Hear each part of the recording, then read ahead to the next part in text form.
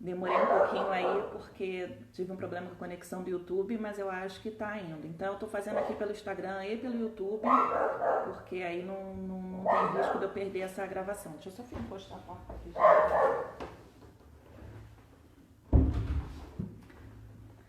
Bom, vamos lá. Por que eu quis fazer esse bate-papo? Eu ontem fiz eu coloquei uma caixinha lá na página e tal, pedindo às pessoas, né, para escreverem as queixas, por que elas me procuram, por que elas procuram outras terapias e tal. E aí eu observei que muitas questões podem ser tratadas através da ressignificação emocional. E aí algumas pessoas vieram me perguntar, mas por quê? O que é isso, né? Então, assim, gente, eu vim trazer para vocês o que é a ressignificação emocional. Essa técnica, essa ferramenta que eu utilizo, pode ser chamada de constelação familiar, de terapia transpessoal sistêmica, mas por que eu uso a ressignificação emocional? Porque essa ferramenta que eu trabalho, ela inclui PNL, tem todas umas outras ferramentas também incluídas nisso tudo, né? Então, assim, o que eu vou falar sobre ressignificação emocional? É uma filosofia com fins terapêuticos, tá? Ela é uma abordagem psicoterapêutica que funciona como se fosse uma lupa. E o que é essa lupa? A gente consegue, assim, investigar a fundo a causa o porquê do paciente, do cliente estar se sentindo daquela forma. Então, assim, mexe com os níveis biológicos, psíquicos, para quem acredita, espirituais, e para quem não acredita, filosóficos. Então, mais ou menos é isso. E o que a gente fala sobre essa técnica? Sobre família, né? Principalmente sobre pai e mãe. Mas não necessariamente só sobre família, às vezes em um grupo de trabalho, em um grupo de amigos. Então, assim, é realmente sobre o sistema, sobre o todo, sobre o único. E qual a importância da família, né? As religiões falam muito sobre a família. Então, o Egito Antigo falava sobre família, a Sagrada Família. Então, assim, as religiões prezam muito a questão familiar, para vocês verem como é importante tudo isso dentro da nossa construção, né? Então, já falei sobre os pais, já falei sobre as mães, sobre pai e mãe. E é interessante falar o seguinte: quando a gente começa a observar, começa a falar sobre os nossos pais, né? Começa a observar o comportamento, tudo isso, a gente vê como é refletido na nossa vida. Então, assim, nossos problemas, nossos defeitos, nossas qualidades, nossas virtudes, nossos valores, competências, tudo tem a influência dos nossos pais, assim como eles também tiveram influência dos pais deles, né? Então, assim, pai e mãe é a origem. Independente de você não tiver conhecido seus pais, ou tiver conhecido seus pais, ou nasceu e logo depois seu pai faleceu, enfim, consciente ou inconsciente, os pais são a origem de tudo. Então, quando o cliente chega para mim e faz uma ressignificação emocional, ele se dá conta dos vínculos que ele tem agarrados, né, com os pais e como isso influencia na vida dele. Então, chega um cliente para mim, por exemplo, com uma questão profissional, tá? Eu gosto muito de falar sobre isso porque é uma questão que vem muito e é muito importante, né? E a gente não tem noção de como uma coisa está ligada à outra. Então, assim, o cliente chega para mim com uma dificuldade de fazer, por exemplo, uma transição de carreira. E aí a gente começa a observar e questionar o cliente. Como são seus pais em relação a isso? Seus pais te apoiam? Aí ele vira e fala: não, meus pais me apoiam sim, mas o meu pai diz que para ganhar dinheiro tem que ter um emprego fixo. Eu não posso ser um autônomo, eu tenho que ter um emprego público, vamos botar assim, eu tenho que ser um servidor. Eu não posso ser um autônomo, por exemplo, porque eu não vou ganhar dinheiro, eu corro riscos e pode acontecer de tudo dar errado, enfim. E a sua mãe? Ah, não, minha mãe diz que ela também já tentou em outro momento, mas que para ela não funcionou, que não é legal, que o dinheiro vai embora, enfim. E aí a gente começa a observar que esse pensamento não é do cliente, veio lá dos pais, né? São crenças enraizadas que só assim ele vivencia tudo aquilo novamente, né? E ele repete o padrão. Então são padrões repetitivos, não é dele, veio dos pais. E aí a gente tem que prestar muita atenção que a gente não pode cair no julgamento em relação ao outro, né? Tudo bem, veio dos pais, mas o que seus pais ouviram? O que seus pais passaram? Né? Então, assim, esse é o objetivo, de desamarrar tudo isso. Então, o cliente que vem direcionado pelo terceiro, repetindo o padrão dos pais, numa crença doutrinada, aquilo ele observa que não é dele. Então, dali começa um despertar, né? E é interessante o seguinte, quando há essa observação de que o padrão está se repetindo, o cliente, na verdade, antes de se observar isso, né? Antes de ter essa consciência, o cliente tem essa postura de se revoltar, né? A pessoa pode se revoltar contra os pais. Mas por que isso? Porque para ele, os pais são... Ele coloca os pais num pedestal. Os pais são perfeitos, os pais são os corretos. E aí qualquer movimento que seja contra isso, por exemplo, uma traição, não uma traição amorosa, de relacionamento, não, pode ser uma traição do tipo, você prometeu fazer uma coisa e não fez, aquele véu cai. E aí a pessoa entra em conflito, você fala assim, poxa, mas os meus pais são perfeitos, eu tenho que seguir à risca o que eles falam. E aí eles fazem isso e aí começa um movimento de revolta. Ele não aceita mais o que os pais falam para ele. E aí é que vem a ressignificação. Quando o cliente entende que os pais são pessoas comuns, são pessoas que também erram, são pessoas que têm os próprios valores construídos, baseados ou não nos valores de outras pessoas lá atrás, como seus avós. O peso cai, sabe? Como se entendesse assim, eu não preciso mais carregar isso.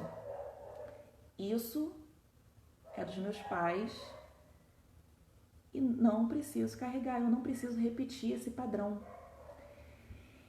E aí acontece o movimento do perdão, né? Então, assim, esse movimento, antes de acontecer, muitas vezes a tendência é a pessoa querer fugir disso. Eu quero fugir, mas não é assim que se enfrenta, né? Você tem que virar para os seus pais e perdoá-los. Perdoá-los porque eles também erram, são pessoas comuns, assim como você, assim como nós, né? E entender que eles também têm o direito de errar. E que sim, aquele movimento é deles. Então tá na hora de cada um seguir o seu. Querido papai, querida mamãe, obrigada por terem me dado a vida. Pai e mãe é a origem, né? Obrigada pelos seus conselhos, por passar os valores que eu tenho hoje. Mas hoje eu entendi que isso é de vocês e isso aqui é meu. E tá na hora de eu começar a seguir minha vida. Então é um movimento de compreensão, de compaixão, de alegria, né? O cliente, a pessoa sai do condicionamento e sim, ele se internaliza e se torna uma pessoa mesmo verdadeira, né? Então é como se tirasse um peso disso tudo. E aí, falando sobre essa questão de... Só para não me perder aqui, gente.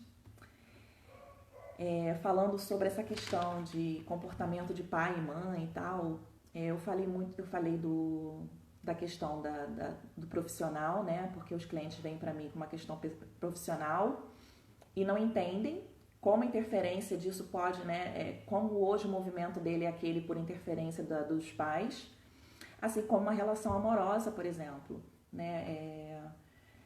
Já ouvi de pessoas falarem assim, caramba, eu não consigo encontrar um homem que encaixe na minha vida, ou então uma mulher.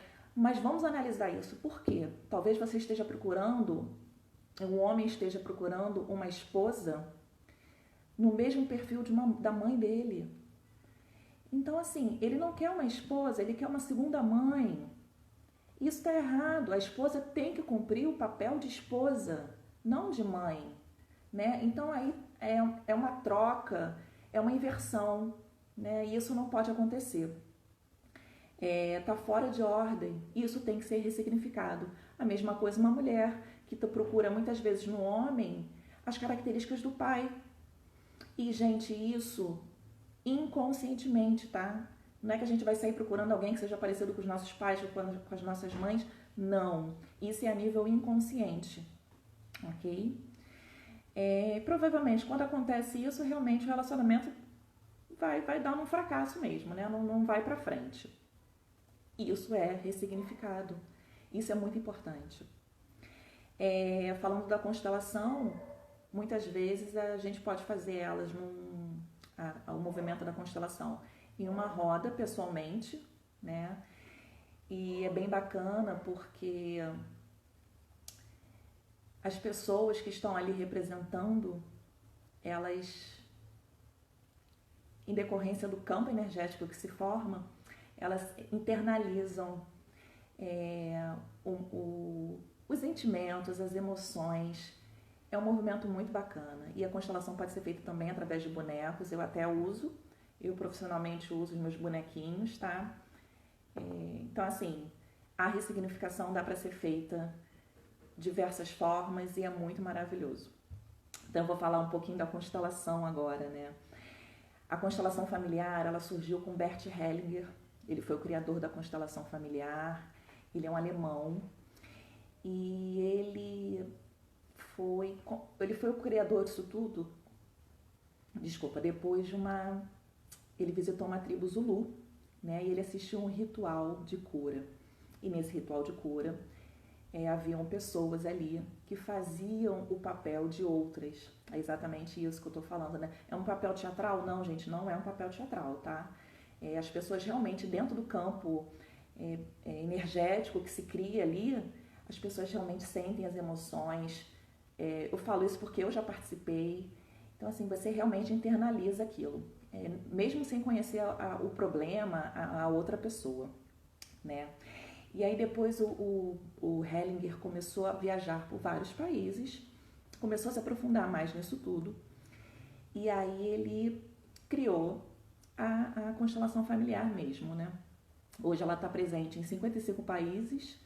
Aqui no Brasil, inclusive, ela é reconhecida pelo sistema de saúde, tá? Com uma terapia complementar à terapia convencional, à medicina convencional, desculpa. Então, assim, é muito importante, né? E o que a constelação fala? Né? Que do todo, somos todos um, é o sistema. E isso é muito interessante porque como é que o homem da caverna vivia, né? Lá nos primórdios e tal, vivia sozinho, ele era exposto, ele era vulnerável. E daí começou a se observar que a gente precisa viver em sociedade, a gente precisa viver em grupo. Ele observou que no grupo ele se tornava mais forte, né? Ele tinha o convívio social. Então, assim, nós seres humanos temos essa necessidade de realmente viver em grupo, de sociedade, do social. Né? Então, assim, um exemplo muito bacana que eu posso dar para vocês imagine um condomínio cheio de casas e nesse condomínio você vira para uma pessoa, você vira e fala não vou gastar água à toa porque tá todo mundo pagando e é isso, eu vou começar a gastar porque tá todo mundo pagando e eu também tô pagando, então eu vou gastar. Só que esse movimento que você faz é consciente, mas olha como ele tá interferindo mas olha como ele tá travando, mas olha como ele está interferindo em várias outras pessoas.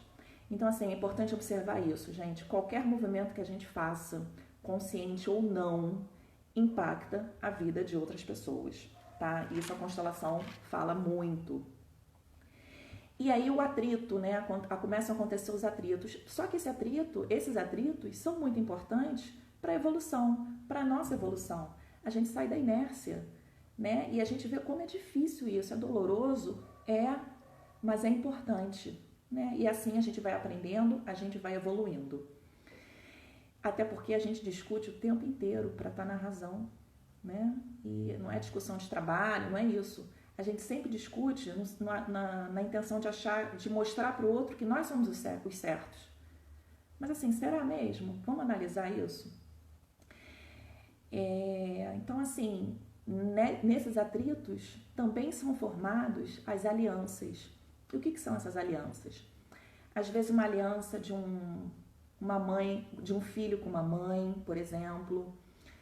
Nesse casamento, nessa família, houve uma traição do pai e o filho cria essa aliança com a mãe e pronto, eles se fecham e aí o filho para de falar com o pai e aí há uma interferência em inúmeras outras coisas, né? Então, isso tem que ser dissolvido, tá? Essas alianças, essas mágoas, esses rancores devem ser diluídos, sim, e conseguem ser diluídos na constelação, nessa ressignificação emocional. E aí falando dos 3 princípios principais da constelação, que são o pertencimento, a cooperação e o equilíbrio e a questão da ordem. E o que é o pertencimento? É aquilo que eu falei lá atrás, né? Todos pertencemos a um grupo. Uno, todo, sistema. Nós formamos o sistema e o sistema é um só. Então, o que você faz, a ação que você faz, impacta na vida do outro. Né? Falei do homem das cavernas, né? Que ele sentiu essa necessidade, né? Eles estudaram. Hoje em dia, quando você vai estudar constelação, você vê os relatos das pessoas que viajaram e viram as figuras, as pinturas dos homens na caverna. Tudo isso na intenção de mostrar que o homem sozinho, isolado, ele não consegue sobreviver e que ele precisa realmente estar inserido num grupo. Né, que tudo é sincronizado, tudo vem da convivência. E aí vem a questão da cooperação e do equilíbrio. E o que significa isso? É a questão do dar e receber. E aí vem a questão da expectativa. E isso é muito legal, muito, muito interessante a gente observar, porque assim, quando alguma coisa que você espera não acontece, ou acontece de alguma outra forma, você vai se sentir muito mal, ou, enfim, você vai sofrer. Mas quem criou a expectativa foi você. Né? E quando você percebe isso, cai um peso. Nós criamos as expectativas e nós nos frustramos. E a gente cria o nosso conflito e a gente sofre. Então, esse princípio fala muito sobre isso, né? Às vezes a gente espera algumas coisas dos nossos pais e a gente não recebe, né? Então, assim, casos, por exemplo, de pai que não é amoroso, não por falta de amor, tá? Mas ele não é amoroso, ele não é carinhoso.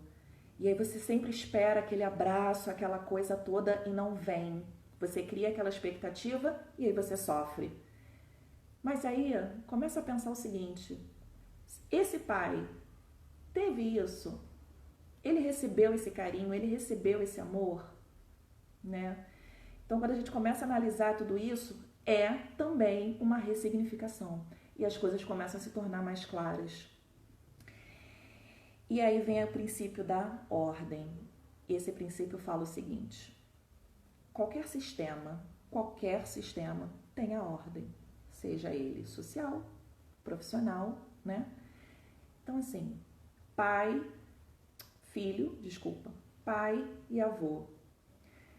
A ordem é essa. O avô é grande, o pai, e vem o filho é pequeno, né? E aí, quando tem essa inversão de ordem, pai gritando com o filho, filho gritando com o pai, filho gritando com o avô. Isso é uma inversão de ordem. E não funciona, gente. O conflito acontece. Então, se esses 3 princípios não estiverem corretos, não estiverem funcionando perfeitamente, vai haver conflito. Isso a constelação vai trabalhar e vai dissolver essas emoções, vai dissolver o conflito em si, né? E as coisas vão ser colocadas na ordem. Os 3 princípios vão funcionar perfeitamente bem. Então, assim, a gente tem que parar de olhar para o lado... na verdade, a gente tem que olhar para várias coisas, né? Ressignificar várias coisas na nossa vida. Olhar para o lado emocional, olhar para o lado sistêmico, olhar para o todo. Então, é isso. Era isso que eu queria falar para vocês sobre a constelação. Segunda-feira vai ter um bate-papo com a Leide. Na verdade, eu fiz essa live mesmo só para explicar um pouquinho sobre a ressignificação que algumas pessoas me perguntaram ontem. E segunda-feira vai ter o bate-papo, então deixa aí o convite para vocês. Vai ser pelo Instagram, 8 horas. E aí a gente vai falar mais a fundo sobre a constelação. Qualquer dúvida que vocês tiverem, é só me mandar aqui depois no direct e a gente vai conversando. Ok? Então, um beijo grande para vocês. Tchau, tchau.